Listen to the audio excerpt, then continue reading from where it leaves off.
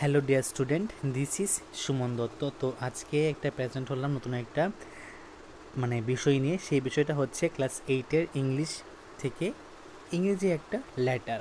তো এই লেটারটা অবশ্যই সবাই পড়বে, কারণ এটা খুবই গুরুত্বপূর্ণ একটা লেটার। আমার কাছে খুবই এটা গুরুত্বপূর্ণ লেগেছে, তাই তোমাদের কাছে শেয়ার করছি।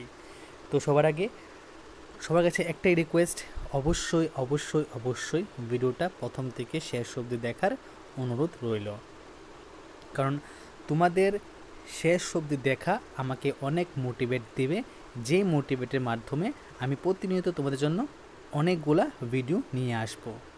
তো সবটা তোমাদের উপর ডিপেন্ড করবে যে তোমরা কি চাচ্ছ। তো আজকের প্রশ্ন হলো, যেটা আমরা এখানে লেটারটা আলোচনা করব, যে write an application to your headmaster or principal. যাদের স্কুলে হেডমাস্টার আছে তারা হেডমাস্টার কাছে লিখবে, যারা প্রিন্সিপাল আছে তারা প্রিন্সিপাল কাছে লিখবে।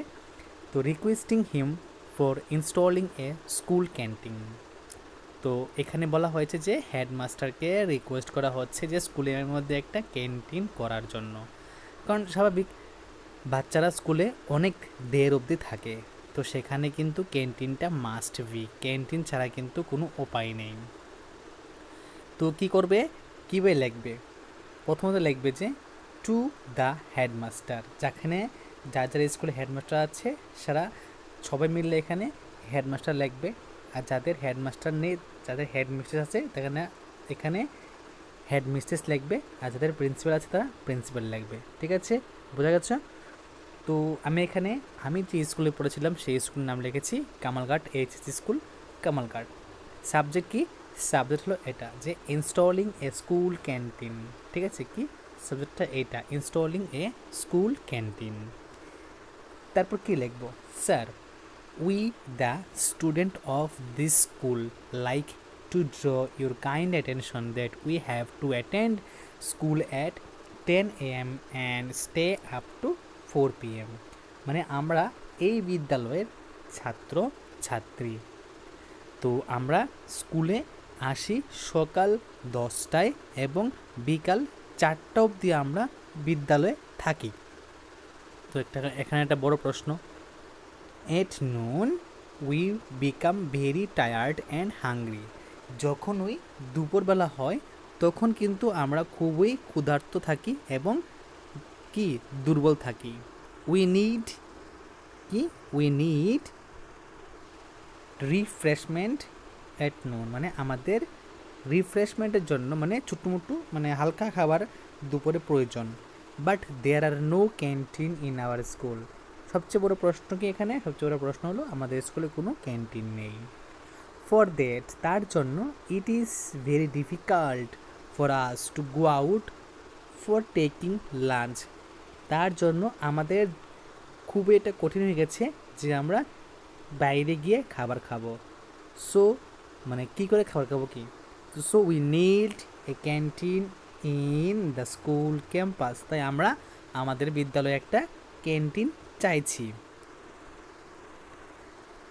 দেয়ারফর, সুতরাং, প্রে অ্যান্ড হোপ, আমরা প্রে করছি এবং আশা রাখছি যে canteen will be open our school as soon as possible.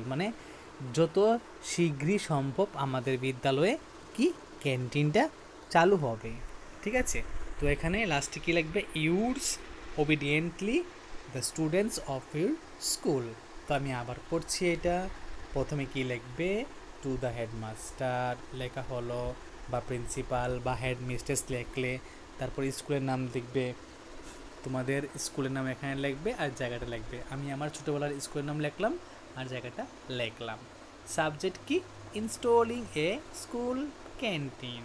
ওকে, তো কীভাবে শুরু করবে? প্রথমে লিখবে, sir, we the student of this school like to draw your kind attention that we have to attend school at 10 AM and stay up to 4 PM। ঠিক আছে, তো সবাই স্কুলে 10টার সময় যায় এবং বিকাল 4টা অবধি কিন্তু সবাই স্কুলে থাকে। তারপর কি আছে? এট নুন we become very tired and hungry. We need refreshment at noon, but there are no canteen in our school. For that, it is very difficult for us to go out for taking lunch.